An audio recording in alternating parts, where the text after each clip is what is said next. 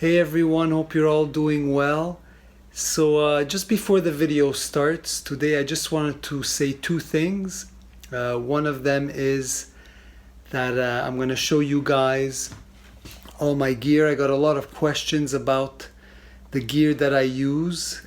So I'm going to do this in 3 different videos. One is going to be drums, the next cymbals, and the next my recording gear. And I'm going to post it at the end of my playing videos because a lot of people want to see it. Maybe a lot of people don't want to see it. So if you want to see it, you could just go to the end and watch it. And the second thing is, I just want to dedicate this video to a subscriber to this channel.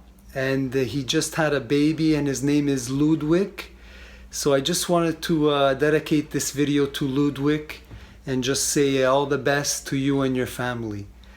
So guys, enjoy the video, and if you want to watch the end, I'll be showing you all the drums that I use in my videos and for recording.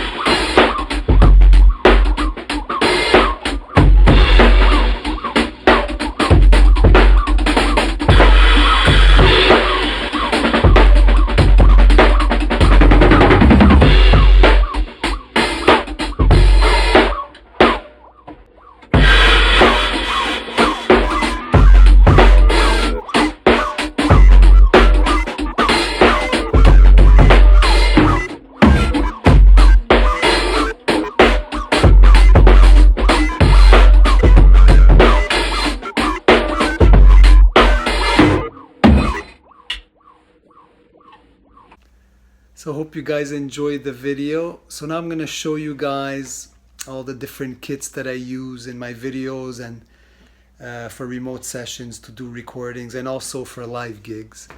So I'm just going to turn the camera around here so you guys could see. So here is the kitchen right next to my studio, and this is where I keep all my drums so I can access them quickly if I want to change stuff or experiment with different sounds. And I have all these drums with different heads tuned up differently, so they're all set up to go. I just have to fine tune them if I want to change the tone a bit.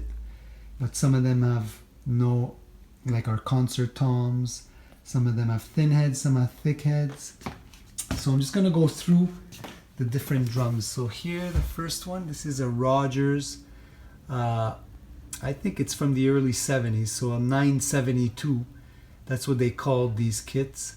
And this is a 20 by 12 black kit. And the toms are up there. Is a 12 and a 14. And that's an 18-inch floor tom, which I converted into a bass drum. And as part of this kit, I also have right here a 22, a 13 and a 16, which is the same kit. And all these drums are set up like concert toms, so there's no bottom heads or front heads on the bass drums to get that really dead 70s sound from it. And here right next to it in the orange, or what they call Mojave Red, this is a Rogers 972 also. And this is a 22 by 14. And I have two toms, a 13 and a 16. And these are set up differently. There's Emperor coated heads on all the drums, top and bottom. And actually the bottom are coated ambassadors. And I pitch up the drums higher than usual, so it's more like a big band sound. The bass drum has no hole in the front head, a very thin head. And then here is a Gretsch round badge from the 60s. It's a 20 by 14. I think that what they call the color black nitro.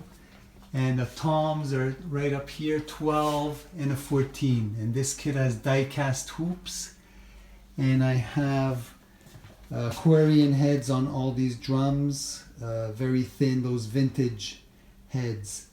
And these are tuned up more like a very open jazz tuning. Really love these drums. They really have a different tone from the Rogers and the Ludwigs, I find. They're more like a grainy, and I can't explain the sound, but the only thing I could say is more grainy. And here is probably my favorite kit. This is a Rogers Holiday from the mid-60s, red sparkle, 20 by 12, which is rare, the depth of it. Usually they're 20 by 14. And the toms are 13 and 16. And this is, I really love this kit. I use it a lot. It's just really warm and punchy. And all the Rogers drums here sound similar. But this one, for some reason, just has a bit more of a warmth to it and a bit more punch. But I tuned them all differently, so they all have different tones. This here is just a single bass drum that I have. This is a Premier mahogany bass drum from the 60s, 18 by 12. And I have this set up like there's no front head. So very kind of dry, dead sound, but there's a thin ambassador in the front, and I use it with a vintage beater. The head is pitched up pretty high, so you get a really particular tone from it. Here is a Tama Superstar, a single bass drum also. This is an 18 by 14, and this is made of birch, and I have a Power Stroke 3 for the batter head, and fiber skin for the reso head. And it's pretty open, the sound, but I don't crank it up like a jazz tuning. It's still tuned pretty low, but it has a big boom. And this is my Whitney drums. You've probably seen them. I use them in my some of my videos. This is a 16-inch bass drum, and there's a 13 by 5 snare inside of it, and a 10-inch tom and a 13-inch tom. This is a nesting kit, so all the drums fit inside. And this is birch also, very soft and warm sounding kit. Sounds great for recording. And then I have, here's just another single bass drum. This is a nice drum. It's a 22 by 8, so very shallow depth. And I have on the front head is a coated Emperor, and with a fiber skin for the reso head, and I crank it up pretty high, both heads, using a fat vintage beater. Gives a really nice tone. And then up here, this is a Ludwig Super Classic from the mid-60s. This is a mahogany poplar kit, 22 by 14, 13 and 16. And here what I have set up in my room, these are Ludwig's club dates. So these are from the mid-60s also, mahogany poplar, 20 by 14, 12-inch tom and a 14-inch tom, and I have these set up like concert toms also. Okay, so now let's look at the snares. Here is a Ludwig Pioneer from the mid-60s, 6-lug drum, mahogany poplar drum. Here I have a Slingerland Radio King from the 40s, and this is a one-piece shell, so steam bend shell. Really beautiful sounding drum. And this is a Lydian Stroop. This is the drum you've probably seen me use. Original calfskin head from the 20s. Very, very light and thin drum. Here is a standard Ludwig Supraphonic from the 60s. And here is a WFL mahogany drum also. 14 by 5.5 from the 40s. Really, really dark, warm sounding drum. And this here is a Tama, I don't know what the model is, but I think it's called a Bird's Eye Maple from the 70s or from the 80s. Really beautiful sounding drum. I've had this drum for really a long time. Here is a Leedy, I think they call it the Performer, I don't remember, but it's a 6-lug drum. Nickel over brass, and this is from the 40s also. I haven't used this yet in any of my videos. I've only used it in recordings, like remote sessions. Really, really fat and warm sounding drum. Rogers Power Tone from the early 60s.